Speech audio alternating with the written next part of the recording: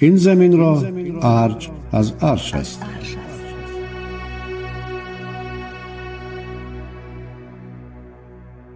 زنجیره گفتارهای طلایی اندر شناخت تاجیکان. اندیشه ها با تاجیکی، فارسی دری راهی راست. از ادیبان جهانکشا و ناشناخته. اعتبار گذشتگان در آثار بزرگان جهان. این زمین را ارج از عرش است.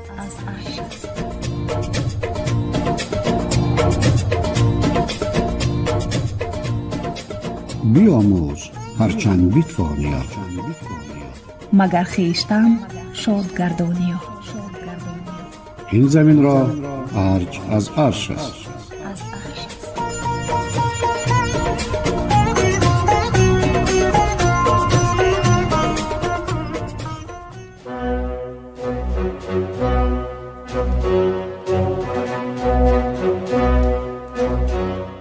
شنونده عزیز، شما خوانشی بدیعی را تحت عنوان داستان نازگل در پیشنهاد مؤلف جانبک اسراریان و کارگردان زبیدالله جان محمد میشنوید.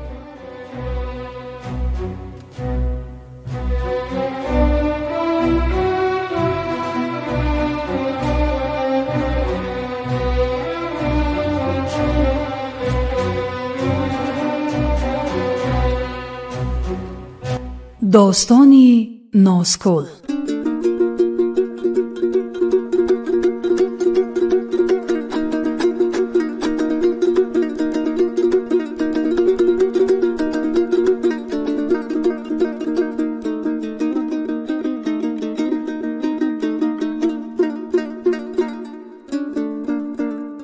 دختری خرس.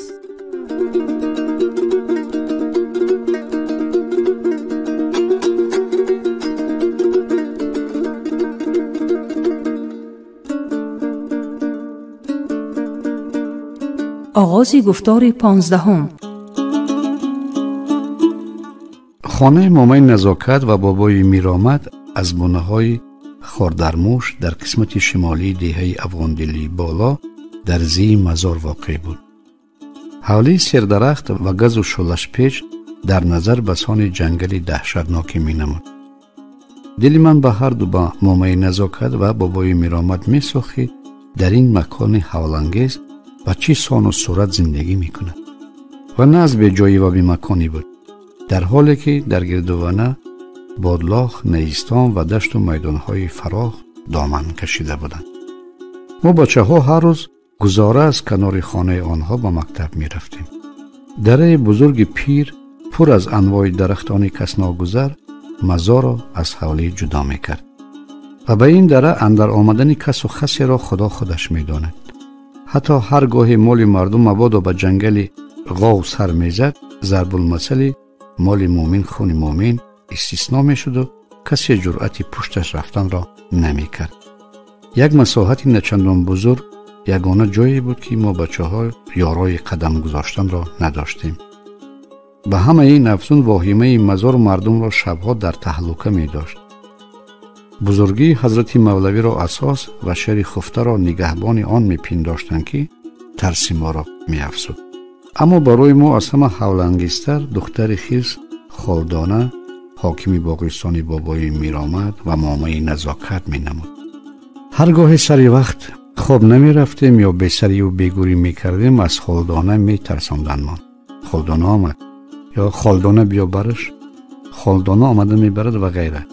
از همین بود که اگر از میوه های حاطه های مردم دیه به طرز صغیر خوراک چشیده باشیم، هیچ کس دلیاور نمی شد که به حوله بابای میرآمد پای به قصد یغماگری حاصل بنهد. جسورترین هم در گوشه خاطرش چشیدن انگور خوش‌طعم آن را نمی آورد. من خوب از آن می دانستم که مامای نزاکت سطیل شفتالو و انگور را به همسایه های نزدیک قسمت می کرد. از این بخشش خانواده ما نیز برخوردار می شد. شاید 8-9 ساله بودم. پدرم امر کردند که به خانه بابای میرآمد روم و گوسفند مصلحتی را بیارم. با خودت بند گرفتن را فراموش نکن، تاکید کردند. در حال در مغزم خالدانه زد. تفتم پس شد و در پاچکم فرن نماند. سراب دادرم و جوره های مرا همراهی کردن نخواستند. چاره می جستم که امک چاواندوز و جنگرم ایشان تشه یادم آمد. بیرون برآمدم. او اسبش را خوار و مال می کرد. نزدش آمده با خوش آمد و بی جرأتانه امر پدرم را تکرار کردم. منظورم که یا خودش رفع بیارد یا مرا همراهی کند. من که روم تو چی در کاری؟ با زرده گفت امکم و گمان هم نداشت که خواهش من نه از کاهلی بلکه از ترس خالدانه است. با زور از دهانم برآمد. من از خالدانه قد اجل می ترسم. امکم خنده های غلطی داشت و به همین منوال خندید. او که از هیچ چیز نمی ترسید و از سرسختی و ایسیانگریش 7 بار حبس شده بود و آخران بار برای اسبش را به دولت نسپاریدن ارستان گردید. خنده هایش به من می فارید ولی اکنون قهرم را آورد. روزه 2 دست را تا کیف در هلچه 100 گنجش و کفتر و کلاغ و کرکراوک می خلی. فکری ما رو غندل نمی کنی و از خالدانه می ترسی؟ از یک دختر بیچاره بسد علت با تمسخر گفت امکم و امر داد تستر باش بگو میمان ها می آین. از او خفه شدم و بند را گرفته به خانه بابای میرآمد آمدم. یگانه روشنی دلم دخترش چوریگل بود که یک صنف از من بالا می خواند و هم بدان دلیل که چوریگل کو در همین جا می زید و نمی ترسد چرا مرا وهم زیر کند. خالدانه او را نمی خورد کو. این همه تسلای دلم بودند. تا ریشه فکرم نخشکیده به نزد چپرک حولشان رسیدم. چوریگل حولی می رفت. در دل آرزو می کردم که بابای میرآمد در خانه نباشد ولی او سلفیده قاشق می تراشید. کیبیده و به 4 طرف چشم دوانده پیشش حاضر شدم. پیشش چی که از ترس در تگی فوکش در آمدم. مرا شناخت و از جای بزرگ برخاسته از پشتش خواند. ما طرف باغ می رفتیم. از میان گوسفندان هیل یکی را جدا کرد و در گردنش بند را بست و صدا داد. خالدانه گوسفند را های گو. از شنیدن نام خالدانه جان از دست و پایم برآمد و یارای نگاه کردن جانب شرفه پا نداشتم. دورتر از ما مخلوقی می ایستاد قدش برابر دیواری عاقل. قیامت بود نه قامت. در تن کرته چیت سرخ که پایهایش را پناه کرده بود. مویهای غولیش از 2 طرف رخساره های دمیده انارسانش برجسته و داکه به سر داشت. رویش از مقرری پهن‌تر و چشمانش سیاهی زیبا بودند. دندانهایش به اندازه مقرری و مثل شیر سفید. جانبم خالدانه تبسم میکرد. بند را رها کردم و خفا میرفتم که خالدانه گوسفند را پیش کنار برداشته از دنبالم آمد. در نزد چپرک به زمین گذاشت و ایمانم بود که ببرم. بی خود و بی یاد گوسفند را تا حولی امان آوردم ولی همین مسافت را یاد ندارم. زبانم چی دهانم گب را نمی گرفت. نخست به آینه دستی بیبیم به لب و دهان و دندانم نگریستم. میان مردم آوازه پهم بود که کسی بلا را بیند یا سخت بترسد لب و دهانش کج می شود. شکر خدا که این اتفاق با من رخ نداده بود. از این پس بهر دلم شکفت و خاصیت لافکی در من بیدار شد.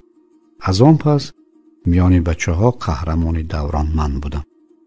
دیگر پید یافته هوده و بیهوده گپ خالدانه را به میدان می کشیدم و تعریف می زدم که او را از پیش دیدم. از خندهش می گفتم و صفت دندانهایش و البته در قد و بستش واهمه را دوچندان می کردم. طبیعی است که از ترس خوردم زبان نمی کشادم.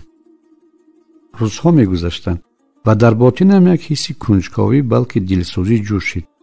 هم وهم داشتم و هم می خواستم که خالدانه را بار دیگر ببینم. بار اول گرد چپر و شیق باغستان خفیه آمدم. در گوشه که طرفی مزار بود خیمه می نمود که با لخ و نی پوشیده بودند. پیشش حوالیچه آرا و آذین بسته خالدانه از جهاز ساخته گلینش مالامال بود.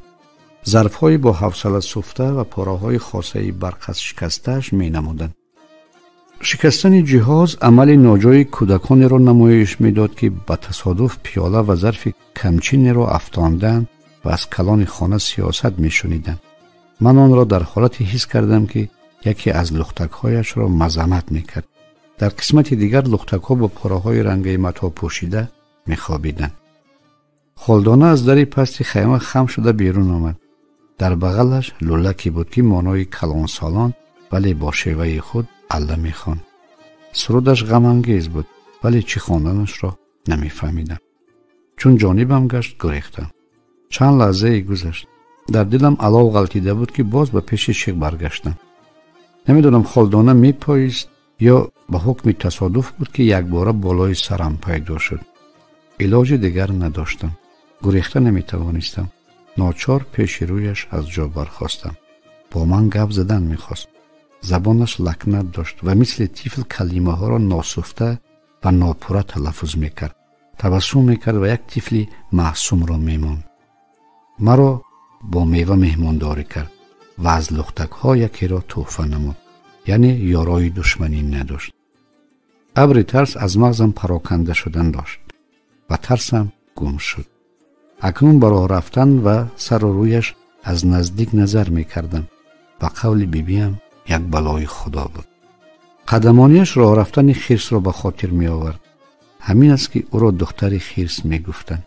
و اقرار مردم گویا خالدانه دختر مامه نزاکت است، ولی میرآمد پدر حقیقیش نبوده است و بسیار آوازه های دیگر.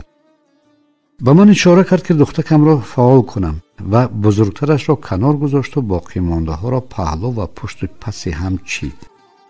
دفی کهنه کفیده را از کفه بیرون آورد و به نواختن آغاز کرد. او بزم بیگانی را، شه و عروس را تو گفته گردان میکرد. شوق و شور و حوصله خالدانه در خرسندی آراسته مرا شیفته گردان. هرچند تصور میکردم که بچه های همسال و همسین در این حالت مرا دیده چقدر به مذاق و مسخره میکشند. مراسم را خوب و خوش انجام دادیم. خالدانه به وجد آمده بود. شاید ساعت شکستن تنهاییش را احساس میکرد. اکنون او با من انس گرفته بود. من هم دیگر از او سری ترس و در دلم وهم نداشتم. هر روز هینی از مکتب آمدنم سری شیخ می آمد و لختکی نو ساختهش را به من نشان می داد و ایما می کرد که بیایم بگیرم. با این مرا سوی خودش می خواند. از دیدن سراب خالدانه همه مثل بلور شکسته چاش و پاش می شدن. من نیز جانبش دست می افشاندم و اشاره می کردم که می آیم. با این قدرت و جسارتم را پیش دیگران جلوه می دادم، ولی نه همه حالت به وعده‌ام وفا می کردم. گاهی گیری فوتبال و سردرگمی های بچگی نمی توانستم از حالش خبر بگیرم و در مراسم شهریاران که یگانه وسیله دلخوشیش بود شریکش باشم و هیچ گاهی هم خفه نمی شد. پگاه نوبتی پاده بود. راستش را گویم هیچ پادمانی را خوش نداشتم. برای آنکه پیدا نکنندم صبح صالحان به حولی بابای میرآمد آمدم. یقین می دانستم که هیچ کس در این مکان مرا نمی جوید. مامه نزاکت حولی آبزده رو می رفت. از دیدنم شاد شد و مهربانی های زیادی هم کرد. پیشم دسترخوان پرتافت، نان و چای نهاد و یک کلقند نیز داد. او همه را به خاطر فرزندش می کرد. خالدانه در دست آفتابه با آبی سرد چشمه می آمد. یک خصلت خوب و غیر یادیش بود که هنوز چشم روز نکفیده از چشمه دره دهشتزا آب می آورد. از دیدن من به وجد آمد و تبسمش با خنده و قهقه تبدیل شد. از شادی او مامه نزاکت به خنده در آمد و من بالیدم. همین طور دوستی ما آغاز شد و نزاکت این دوستی را تا امروز در گوشه خاطراتم عزیز می دارم. هیچگاه و هیچ کس در تمام عمر از دیدار من شاد نشده است که خالدانه. از این رو من در سیمای عزیزی انسان‌هایی که عاجز بودند و نمی توانستند برای خودشان سعادت تأمین کنند می سوختم. آنها عاجز بودند و باقی بی تفاوت. از مخلوق خدا که از کلفت طبیعی رنج می برد بازیچه بی قیمت یا منبع تمسخر بنیاد می کردند نفرتم بیدار شد. خالدانه از من شاید 10-15 سال بزرگتر بود. کیها به بلاغت رسیده ولی در عمل و مناسبت طفلی. تومارهای آویزان پیش بر و رسمان چنگری زده گردنش که رشته دم نام داشت او را واهمناک می نمودند. ولی در اصل در نظرم تجلی زیبایی بود. باغ با انواع گل و گیاه و درختان جهان این طفلی بیازار بود و در نظام این همه می غنجید. مثل طبیعت زیبا بود و مهربان. پس آن جورهایم را به باغستان خالدانه بردند. هرچند از شیخ هیچ کدامش یارای گذشتن نکرد، ولی دیدند که خالدانه نه آدم خور است و نه مخلوقی غیر عادی. از چوچ غیره و عملهای ساده و بی مقصد خالدانه از خنده پشت قیلک می رفتند. مدتی گذشت و عائله ما از دیه کوچیدیم. تا ختم مکتب گاه و ناگاه به دیدنش می آمدم. با دانشجو گردیدن با سر و سوداهای دیگر خالدانه در تاریکی ماند. اگر یادم می آمد فقط در صحبت‌هایی که با یار و دوستان داشتم. سالها گذشتند. باری به زادگاه هم به دیداربینی عمکم آمدم. اینه که از نزد مزار و حولی بابای میرآمد میگذشتم، بند دلم لرزید و یک احساس فوق‌العاده مرا فرا گرفت. پیاده شدم. دره پره هموار شده و نشانی از جنگل وحشتزان نبود. پاریسه بابای میرآمد هم نمی نمود. پس از مرگ خالدانه را در پادمان مزار گراندند. در سری گورش نهال صده و توتی لطه بندی میتافت که خیالم در پشت یکی از آنها خالدانه پنهان شده است. اکنون مزار کوچک با نام اوست و زیارتگاه است بزرگ.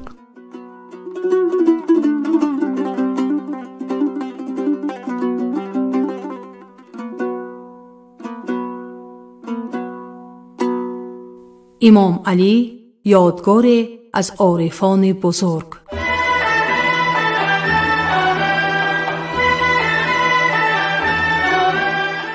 از شهرهای دوشنبه به سمت کلاب در گردش به سوی دوشنبه دهات آباد است که نتیجه مهاجرت سالهای 50 عصر 20 می باشد. دهات با نام شگناوی ها اشتهار دارد. آن را در نوشته های بایگانی بیشریک ذکر کردند. پس آن کلخوزی به نام فرونزه در این موضع تشکیل شد. همکنون با عنوان زرکاران شناخته می شود. واقعاً باشندگان دهات در اصل از کوهمنظر شگناو و یاغسو و چند تنی از مومن آباد به نیستان نوآباد فراورده شدند. در ابتدای عصر 20 دهه خرد با چند خانواده جزئی املاکداری امام علی به شمار می رفت. در آخر عصر 19 و اول عصر 20 امام علی به صفت املاکداری عرض وجود می کرد. با برقراری حاکمیت شوروی نخست با تقسیمات مأموری به صفت املاکداری پس آن کند به هیئت ولایت و آخری کلاب داخل می شد. از میان دهات گردوانه امام علی از جهت آبادی و نفوذ پیش دستی داشت. از روی معلومات ابتدای سالهای 30 عصر 20 اهالیش در دایره 129 خواجگی گرد آمده بود. در نتیجه خرابکاری و کشتار و خونریزی ها اهالیش با جان خدایی پرش خورده قسمت به خارج فرار کردند. شهرستان امام علی که در عصرهای 9 و 10 آبادان بود با تجاوز بیگانگان به تدریج کاملا ویران گردید. در آبادی و سرنفوذ بودن امام علی یادگاری های باستانی دلیل و دستک می باشند. مصنوعات سفالی، خم و کوزه ها، ظرف های خیلی خوش‌طرح و مصنوعات شیشگین به گفته هایمان شاهدند. حفریات در قلعه امام علی می تواند به سوال های زیادی تاریخی منطقه پاسخ بگوید. زیرا پس آن با از میان رفتن یک قطار شهرستان های سرزمین در سرچشمه های تاریخی در برابر شهر کلاب عنوان امام علی را واخوردن ممکن است. موافق پژوهش‌های دانشمند تاریخ غالب غایبوف، قریه‌های امام علی، دشت دلی و دلی بازار مدت زیادی چون پاره آبادی ختلان ارزی وجود داشتند. بخصوص در عصرهای 15-16 از این دو بیشتر یاد شده است. از جمله در مرآت الممالک یعنی آینه کشورهای سید علی رئیس و تاریخ رشیدی میرزا حیدر در این باره سخن می‌رود. اگر بگیریم که دلی بازار با خرید و فروش مواد غذایی و چاروا در ارتباط بود، دشت دلی پهنای پروسعتی بود بین امام علی و دلی بازار. در قسمتی از آن دهه کدوچی بنیاد شد. سرگه آن از چند بونه ابتدا می گرفت که با عنوان صدچه یاد می شود و دشت دلی لخزار و نیستان وسیع را تشکیل می داد که با دیوار بزرگ یادگاری خوجه غلطان از سمت شرق و دهه امام علی از غرب و تیپه های طول کشیده سرتز از شمال حصارش گرفته بودند. در میان آبهای فراوان و چشم سارانش از ماهی و درنده و خزنده مالامال بود. مزرعه‌های زیادی کیش داشت که غله‌دانه و نسک و نخود، ماش و لوبیا میروید و تاکزار و باغستان خیلی زیاد بود. باز یک سبب معروفیت محل با نام عارف نامور سید علی همدانی در رابطه بوده است. در این مورد پژوهش محقق غالب غایبوف جالب می باشد. او ضمن آموزش به مزرعه توجه می کند که میان دهات امام علی و دشت دلی واقع است. در گرد و پیش چشمه پاک و بلورین چنار و بیدهای بسیار ساله قامت کشیدند. از دورانی که ساکنان یادش ندارند برجااند و با نام مزار شهرت دارد، ولی مزاری کیست کسی نمیداند. غالب غایبوف در مطلبش به نام مزار سید علی همدانی در کجا بود اشاره به موضع ذکر شده می کند. او با استناد به نوشته یک ادمیرال ترک زبان فارسی را میدانست نتیجه می گیرد. به فکر مؤلف که از منطق تاریخی دور نیست، دیلی از مرزهای خرم منطقه به شمار می رفت و از همین سبب جسد امیر کبیر نخست همین جا گرانده شد. در تقویت ملاحظاتش در آبادی دیلی و دیلی بازار او به نگارشات میرزا حیدر مراجعت می کند.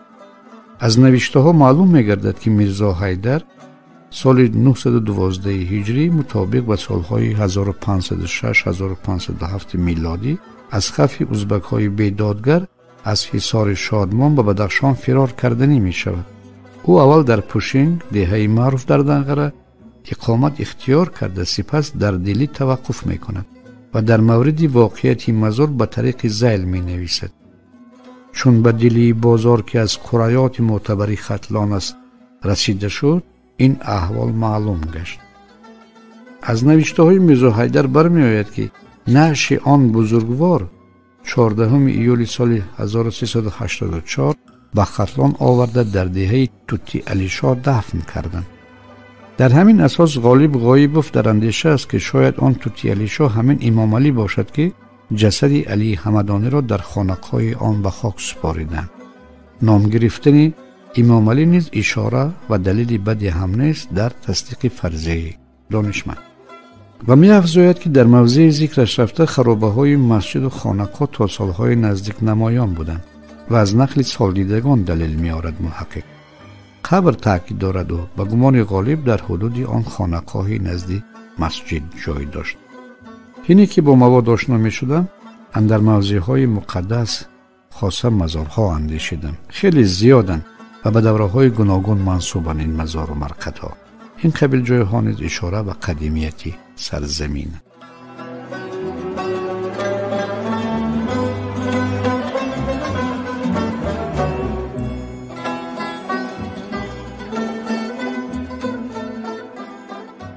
انجام گفتاری 15.